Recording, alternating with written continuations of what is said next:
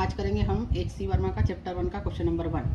Find the dimensions of. इसमें dimensions निकालनी है हमको। A की जो है लीनियर मोमेंटम, B है जो कि फ्रीक्वेंसी है, और C है जो प्रेशर है। तब हमको इन तीनों की डायमेंशंस निकालनी है, तो हमको इन तीनों के फॉर्मूले पता होना चाहिए। और फॉर्मूले ऐसे पता होना चाहिए जो कि हमारी जो बेस क्वांटिटीज है ना, उनके फॉर्म में हमें फॉर्मूले पता करना है। तो देखते हैं कैसे करते हैं इस क्वेश्चन को। अब आपको पता है लीनियर मोमेंटम का फॉर्मूला होता है मास इनटू वेलोसिटी, लेकिन यहाँ पर मास तो बेस क्वांटिटी है, लेकिन वेलोसिटी आपकी डिराइव्ड क्वांटिटी है। तो वेलोसिटी को हम क्या लिख सकते हैं, डिस्टेंस अपॉन टाइम, है ना। तो यहाँ पर हो जाएगा mass into distance upon time. अब डिस्टेंस भी आपकी मतलब मीटर में आएगी तो बेस क्वांटिटी हो गई, टाइम भी बेस क्वांटिटी हो गई। तो अब तीनों चीज़ें बेस क्वांटिटी में हो गई, तो ये हो जाएगा mass into distance upon time, है ना।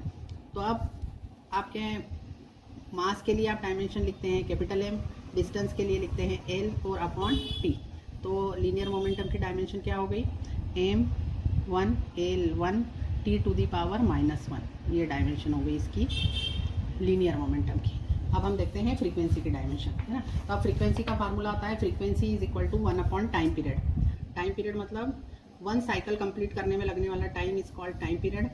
तो टाइम पीरियड का यूनिट होगा, टाइम पीरियड मतलब टाइम में ही मेजर होगा। तो ये टाइम बेस क्वांटिटी है आपकी, तो ये हो जाएगा 1 अपॉन टी इसका डायमेंशन। तो ये हो जाएगा T टू दी पावर -1। ये इसकी डायमेंशन हो गई फ्रीक्वेंसी की। अब नेक्स्ट थर्ड पूछी है प्रेशर की। तो प्रेशर का फार्मूला होता है फोर्स अपॉन एरिया, है ना।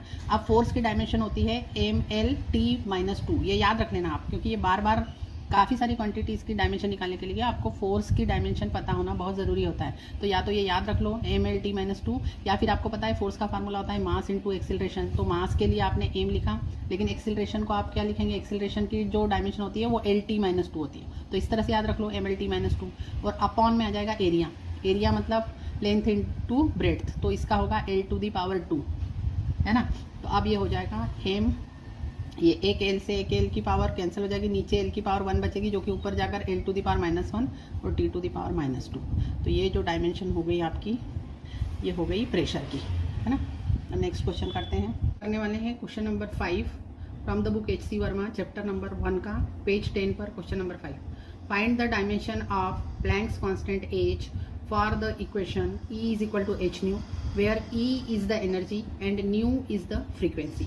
अभी हमने जो इसके प्रीवियस क्वेश्चन किया है उसी में हमने फ्रीक्वेंसी की डायमेंशन निकाली है। तो फ्रीक्वेंसी की डायमेंशन आई थी T टू दी पावर -1, और यहाँ पर हम एनर्जी का फार्मूला लिख लेंगे। तो उससे एनर्जी की डायमेंशन निकालते हैं और फिर हम प्लैंक्स कांस्टेंट की डायमेंशन निकालेंगे। अब क्वेश्चन में हमको फार्मूला दिया हुआ है कि E is equal to h nu, है ना।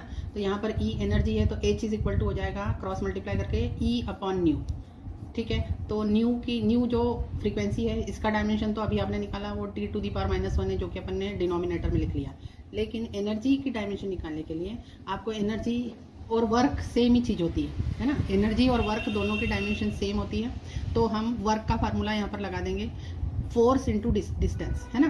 तो फोर्स की डायमेंशन आपको पता है MLT-2। मैंने अभी आपको बताया फोर्स की डायमेंशन हमेशा याद होनी चाहिए MLT-2, ठीक है। और डिस्टेंस की डायमेंशन L हो जाएगी।